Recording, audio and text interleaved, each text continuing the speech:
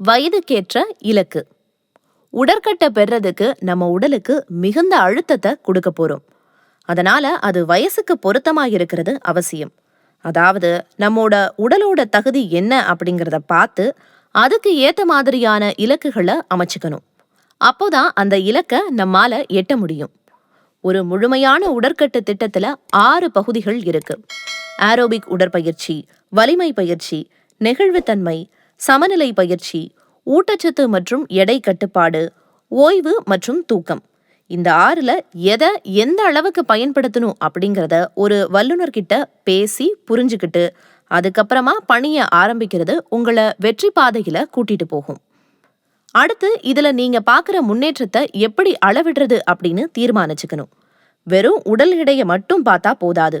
உயரம், மார்பளவு, இடுப்பளவு, தொடையோட அளவு, சமநிலை, மருத்துவ பரிசோதனைன்னு இன்னும் பல பல விஷயங்கள் இருக்கு. அது கூடவே உடற்கட்டை பத்தின தகவல்களையும் நீங்க தெரிஞ்சுக்கணும். உதாரணத்துக்கு எந்த உடற்பயிற்சி உடலோட எந்த பகுதிக்கு உதவுது, எப்படி உதவுது, ஊட்டச்சத்து ஏன் முக்கியம், இது மாதிரியான தகவல்களை தெரிஞ்சுக்கிட்டா அன்றாடம் சரியான தீர்மானங்களை எடுக்கிறதுக்கு அவை உதவும். உடற்பயிற்சிகளை செய்யறதுக்கு முன்னாடி அதை செய்ய எது சரியான இடம் அப்படிங்கிறதையும் தீர்மானிச்சுக்கணும். உடற்பயிற்சி கூடத்துல சேர போறீங்களா, வீட்டுக்கு பக்கத்துல இருக்க பூங்காலையா, மொட்டை மாடிலையா, எடை பார்க்கிற இயந்திரம் வாங்க போறீங்களா, ஒவ்வொன்றத்தையும் சிந்திச்சு திட்டமிடுங்க. அதுக்கு மிகுந்த செலவு செய்ய வேண்டிய அவசியம் இல்லை. பெரும்பாலான விஷயங்களை இலவசமாவோ அல்லது குறைஞ்ச செலவுலையோ பெறலாம். முதல் அரையாண்டு 3 வேளை சாப்பாடு அப்படிங்கிறது நமக்கு பழக்கமாயிருச்சு. அதுலயும் குறிப்பா அந்த ஒவ்வொரு வேளையிலையும் உடலுக்கு தீங்கு செய்யக்கூடிய விஷயங்களை அதிகமா சாப்பிடுறோம். யோசிச்சு பார்த்தா இவை ஒன்னொன்னுலயும் நல்ல நலமான உணவு வாய்ப்புகளும் இருக்கு. நாம தான் அவற்றை விரும்பி தேர்ந்தெடுக்கிறது இல்ல.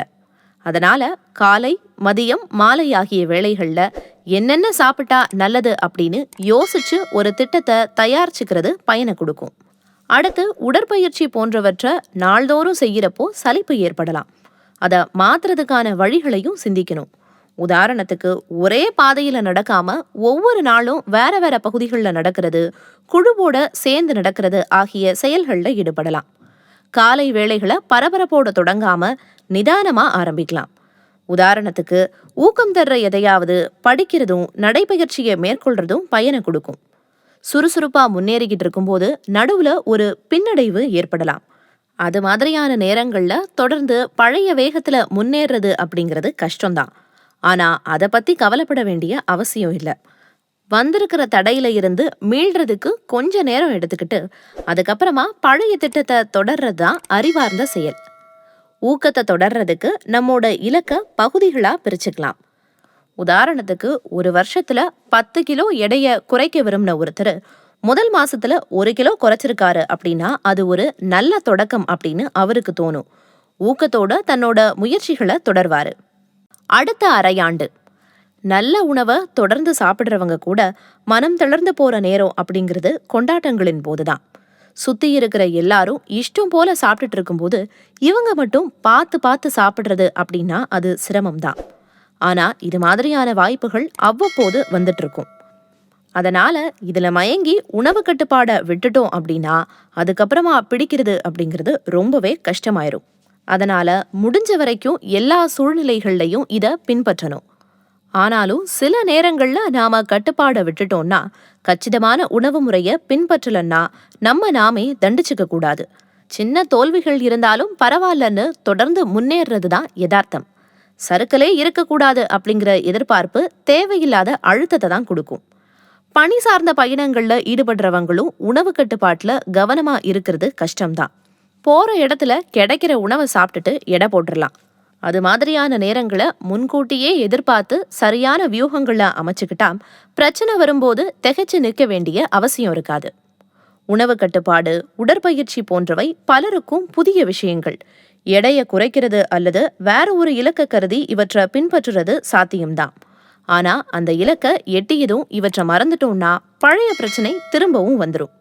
அதனால இவற்றை வாழ்நாள் பழக்கங்களா மாத்திக்கிறது பத்தி யோசிக்கணும். ஓராண்டு திட்டமா உடற்கட்டை நோக்கி முன்னேறினவங்க அந்த ஆண்டோட இறுதியில முன்னாடி தாங்கள் தீர்மானிச்ச எல்லா விஷயங்களையும் திரும்பவும் அளவிட்டு பார்க்கணும். எதுல முன்னேற்றம் கிடைச்சிருக்குது, எதுல பின்தங்கி இருக்கும், அதை சரி செய்ய என்ன வழி அப்படின்னு எல்லா கோணங்கள்லையும் சிந்திச்சு செயல்படணும். புகழ்பெற்றோரின் வெற்றி வழிகள். எல்லாரும் தங்களோட முன்னேற்றத்தை நோக்கி கனவு காண்பாங்க. அந்த கனவுக்கு ஒரு நேர வரம்பு அமைச்சிட்டாங்கன்னா அது இலக்கா மாறிடுது. அதுக்கப்புறமா அதை நோக்கி நகர்றதுக்கு திட்டமிடலாம். சிலர் சிறப்பு உணவு பழக்கங்களை பின்பற்றி உடல் எடையை குறைக்கிறாங்க.